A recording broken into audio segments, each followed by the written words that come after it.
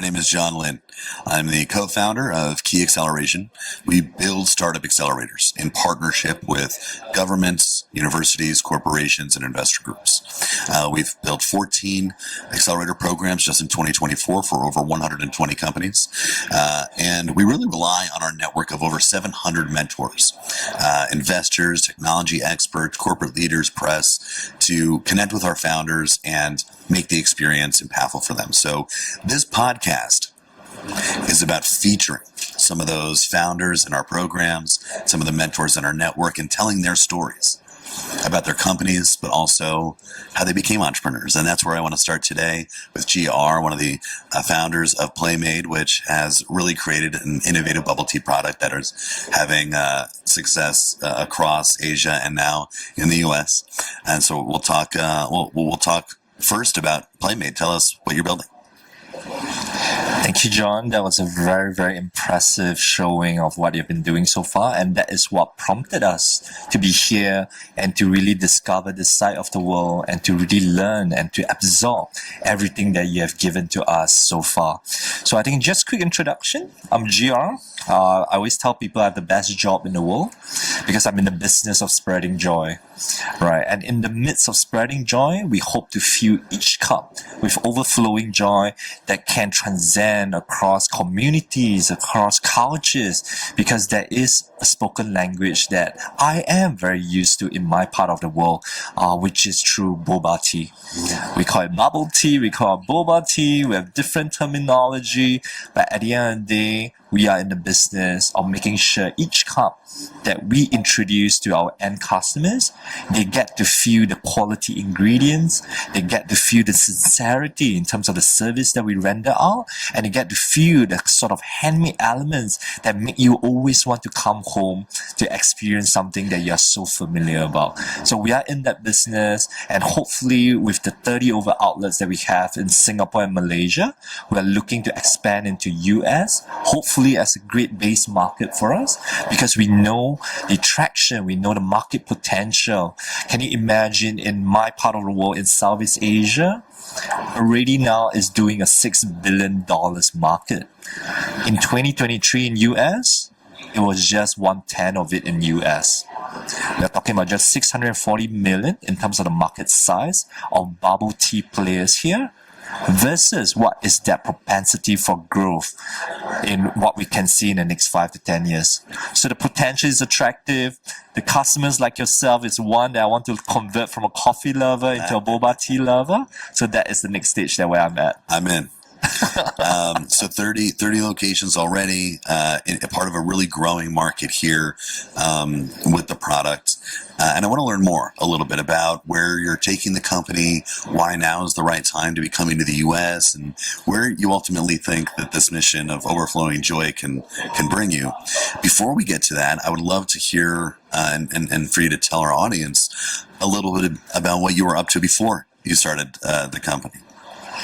You wouldn't believe it? I was a non-bubble tea drinker. So in a way, PlayMade has transformed me into an addict now, whereby if I miss a daily dose of bubble tea, I'll just feel out of sorts, right? So I think that was me in the past, right? Which is I'm just drinking plain water. I don't believe in bubble tea because it's unhealthy, it's boring, it's artificial, everything bad and negative that associates with it.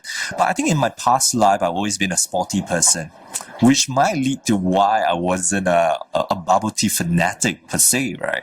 So I was into fitness, I was into sports, racket sports in particular, not tennis, where I know you are sort of the top ranking, top 100, love tennis. So I think I was in the space of badminton, I was in the space of soccer, football, right? And basketball as well. So I was a bit of a mixture. I wouldn't say I'm an expert in all of them, but I do love sport, and that is where my first venture into business happened. And it happened really organically, right? It happened from me just having some university allowance, trying to use sort of the expertise that I have in the sport and trying to give back the same joy to any students that were going through the journey of learning a new sport, a new skill. But I think it's having been through the Asian way of being coached, whereby, hey, follow A, B, C, D. Whereas when I see the overseas communities doing tennis and all, they learn in a very fun, very innovative, very approachable way that I'm trying to infuse into a very typical Asian sport like in badminton. So I think that's my first foray into business. It was a sports academy and specializing in badminton that became table tennis. And we had the pleasure of working with an ATP player called Feliciano Lopez in bringing his expertise, his name, his knowledge from the ATP circuit into Singapore itself. Great player. So I know I spoke on some stuff that is going to interest you, right, John? So I think that was my first foray into business. But over time, I developed a passion for food.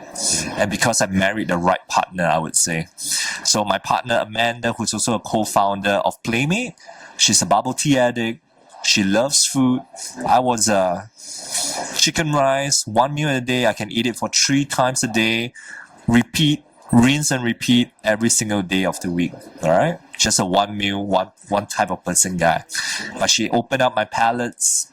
She introduced me to cuisines that I never thought I would like.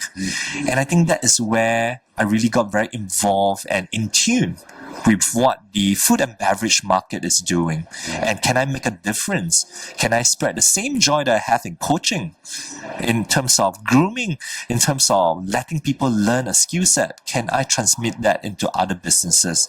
And which is what led to the founding of PlayMade on a random holiday. Well, I want to hear the exact founding story if you have it, but a couple interesting things I want to unpack in what you just told us, right? There's strong data that there is a correlation between success in earlier team environments and entrepreneurship. Especially sports. If you've got a background in some sort of athletics, the numbers just say you're going to do a little bit better as an entrepreneur. So not surprised to hear that those experiences were something that, opened you up to the entrepreneurial path. Now, the thing that I think is really interesting as well about what you just shared is this moment of discovering partnership. And the numbers there are just as stark, right? 77% of businesses fail because the founders have a fallout. The relationship at the center of the business doesn't work. Now, at the same time, if you look at any of the big business wins that we've all known about, almost none of them are solo founders. They are co-founder teams. And having the right co-founder at your side is a huge advantage in being able to weather the challenges of entrepreneurship long term. And so it's really interesting that you saw this opportunity for partnership with Amanda through the way that you were introduced to the product that you'd eventually build together. Yeah. So how did that happen? I guess at the end of the day, when you talk about partnership, it's like marriage, it's like dating, right? I think what worked in my favor is that Amanda is also my life partner. So we share a common vision, we share common values, and I think that translates from life to business as well, because she complements the aspects of any business skill sets that's required, and she complements it very well. Be it in terms of finance, she was a former auditor in PricewaterhouseCoopers. That came very helpful when it comes to making sure that whatever transactional data that's coming is sparkling clean, is right, and is down to the very cents and dime. Right. So I have the privilege of being able to work with her just because she brings in the expertise from her former job experience. Do you recommend that other founders, maybe looking at this conversation, try to think about a good partner in terms of a complementary skill set? 100%. I think at the end of the day, it's about not having 2% that is having that expertise in the same domain. Because what else are you going to bring to the table, right, at the end of the day? But rather to have that conflicting views at times where you have very healthy arguments, whereby you have very healthy discussion and debates. And that is where that growth comes for both you, yourself, as well as your partner, because you are learning from each other. You are trying to give a different perspective, right? Versus two of you that come from the same domain, same experience, you're going to have very similar thinking modes. And I think that's not healthy for any business out there that is trying to gain a significant advantage. At the end of the day, what is going to be comfortable is only going to lead to stagnant growth, right? But what is conflicting, what is different, that is going to lead you to formulate something distinct and to really pave your own way to where you want to be in the market. And thus, I always say, right, complementary skill sets are good, but it's even better if you are able to maintain a healthy discussion through very respectful and yet engaging in very different points of views. 100% agree, right? The complementary skill sets, I think, are important, but they're especially important because of the way that they bring together different perspectives. And the business value of having a conversation between perspectives and directions is where really unique opportunities and learnings emerge. So I 100% agree with everything you said there, GR. Now, moving to the building of PlayMade, how did you decide to build this product, and tell us about your early wins in bringing it to market? I think it boils down to timing. I think at the end of the day, we spotted a gap in the market whereby we had a local champion, we had an international brand that was leaving the market, and there was this traditional tea house brand that everyone goes to if you want probably a consistent but boring choice of tea, right? So my wife, my partner Amanda, being a bubble tea addict, she found this gap, which is, who is going to cater and appeal to the younger generation? They are pretty much into bright colors. They are pretty much into health. There's pretty much into things being organic, gluten-free, everything plus that you can find in a single cup of drink. And that is where nobody's offering that element. And at the end of the day, I come from a coaching and an experiential, a service background. I know how to captivate people's heart through giving a very good first impression. So I would love for my food and beverage business to have the element. So which is why in PlayMade, when we first saw it, we saw a show kitchen. Similar to kitchens or restaurants out there whereby there's this glass panel and you get to peek through and you get to see the chefs doing their craft, doing their meals, dishing out and serving the freshest of ingredients to customers on a day-to-day basis. And that is what I saw in PlayMade. Never been done before, which is why it's so pioneering when we first brought it into Singapore. And that attracted lines and lines right from day one. And you know the best thing about this? It's all organic, $0 spent on marketing. Publishing platforms, media were knocking on our doors. Can we cover you? Because it's so new, it's so fresh. And it's not just fresh in terms of the eyes of the consumers. The taste is good. The ingredients are the freshest and the most quality out there. And I know very well what goes into every single bubble or boba in US sense, right? That goes into my drinks as well. So you get a drink that is not just tasty, you get toppings that are so chewy and that gives you a different texture from every single sip that you have. So that to me is the best business that I could ever have. You had a strong reaction from customers in the market, right? Your partner identified, well, maybe it's the right time for us to introduce something like this because there's nothing that's quite built for the palate, both in lifestyle and taste for the younger generation. And there's space in the market right now with the exit of this other brand. And that timing, I think, is so important, right?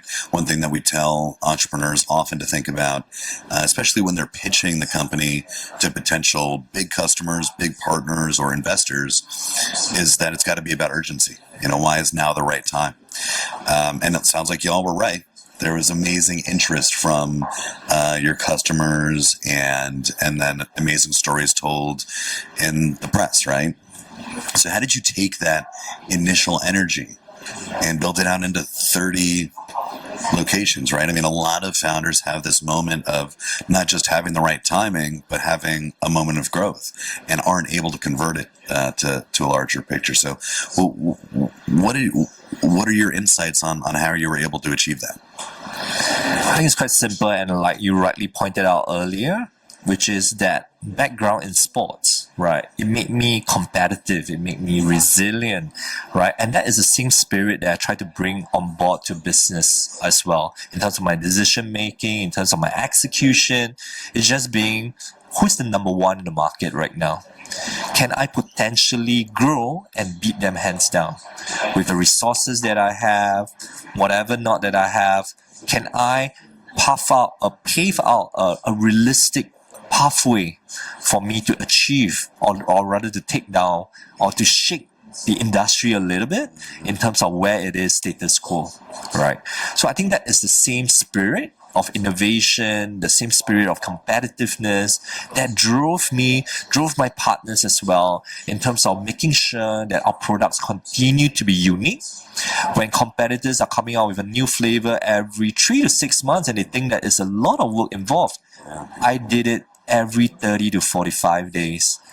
Our competitors might be huge in terms of presence, in terms of resources that they are able to have, but because we are so nimble, we are so agile, we are able to come up with innovations that always allow us to be top of mind of our consumers on a monthly basis. It's a huge part of the advantage that startups and small teams really truly have when facing incumbents or larger competitors is this nimbleness. All right, you have an ability to be creative, to have more authentic conversations with the market and your customers, and those are things that no amount of money will really buy, even in a much more well-funded competitor who might be larger as well. We're almost out of time, so I want to get two more things from you, GR, before we end. And one is, what was one of the most difficult moments that you can tell us about? And I don't want to hear about a sort of like general challenge. I'd love to hear about like a very specific moment in time that you really remember as difficult while building this business. That's easy. I think one of the fondest memory that I have, I wouldn't even consider it a low of the low, is during COVID. COVID really brought us back to square one in a way whereby none of us could anticipate, none of us could imagine that scenario playing out. Imagine one day you're operating just fine and you thought that you're a daily necessity, right? Where people can do a takeaway, they do a takeout, it shouldn't affect anything. But within a few hours of announcement from our government, we were forced to shut down. And in terms of when you're able to resume, nobody would know what is the timeline that we are talking about, because COVID was just getting out of hand, right? But it was that tenacity, once again, that was being put to test, right? Be it from myself, from my fellow partners, and from my employees, right? At that time, we had around 15 outlets present, and we are talking about 140 staff in terms of headcounts. And to be able to, at the end of the day, it's very simple for us to say that our mission is to spread joy through filling each cup with that same overflowing joy. But it's another when it comes down to people's livelihood, when it comes down to your staff's well-being. Are you truly just putting that priority on your customers, or are you spreading that joy not just to your customers but to your employees, to your vendors, to your partners? And is it sort of that like consistency of experience between what the brand represents to customers, to the team, to everyone else that you think has been differentiating? What's something that you would tell entrepreneurs in the audience to keep in mind if they're thinking about trying to be an entrepreneur like you? I think there's a million and one opportunities out there, but at the end of the day, stick true to your philosophy, stick true to that foundation that you establish your business on, right? It's very easy to see the next shining object, but it's not easy to stick to true foundations, and that is where the founders' characters are really tested. Do you go just from a monetary point of view, which is, in my opinion, not a very sustainable path to entrepreneurship, but rather are you able to convert the empathy, that joy that you're trying to do for your customers? Can you extend that to your employees as well? Can you extend that to any brand partners that you are going to encounter?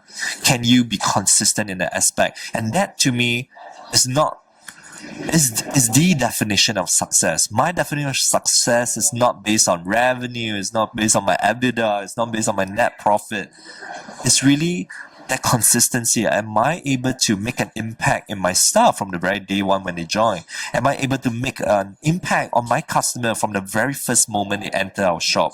And can I make an impact and value add to my partners and vendors from the minute they come in as ours? Yeah, I think it's so important, because if you don't have that kind of internal drive, this is so hard that you won't have the staying power. So thank you, GR. Congratulations on your success with PlayMade. Thank you for being a part of our ecosystem. Everybody, find out more about PlayMade and Quay Acceleration in the notes below. Thanks for joining today. A pleasure. Thanks, John.